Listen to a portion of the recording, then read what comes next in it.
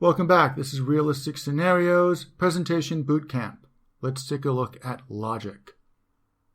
Critical thinking begins and ends with logic, and your presentation must be based on a logical proposal and a conclusion that is bound by the real world.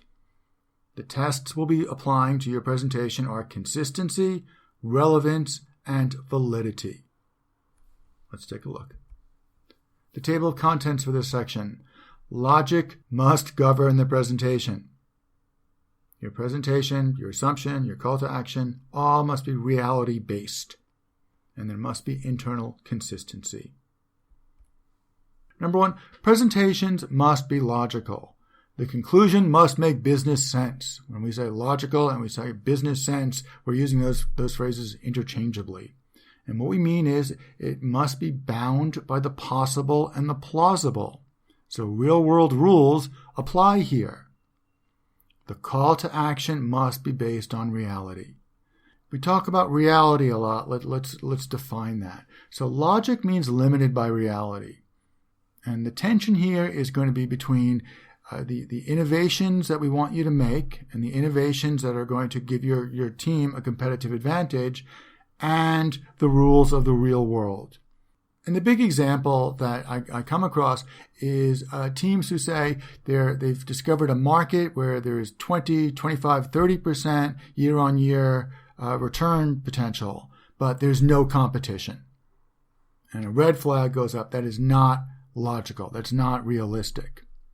The other big flag is that we want to change the laws. We want the stakeholder to change the tax law. We want to change the national law, or we want to just assume away economic trends or economic realities. Not logical. Ignoring government, ignoring taxes, ignoring the economy, ignoring competition or not seeing competition, ignoring market forces like custom and culture. This is unrealistic and illogical, and you are going to suffer if you fall into this trap. So one of the big tests that will be applied to your work is internal consistency. The presentation must be internally consistent. That means the assumptions you make and the conclusions you draw and the call to action you ask for must be bound by the same set of rules. Final word. Logic must be balanced against ambition and innovation. So there are two extremes you've got to guard against. The first is a proposal or a call to action that is too ambitious because it may not be possible. And if your proposal or your call to action is very ambitious, you're going to have to justify that and demonstrate why it's logical.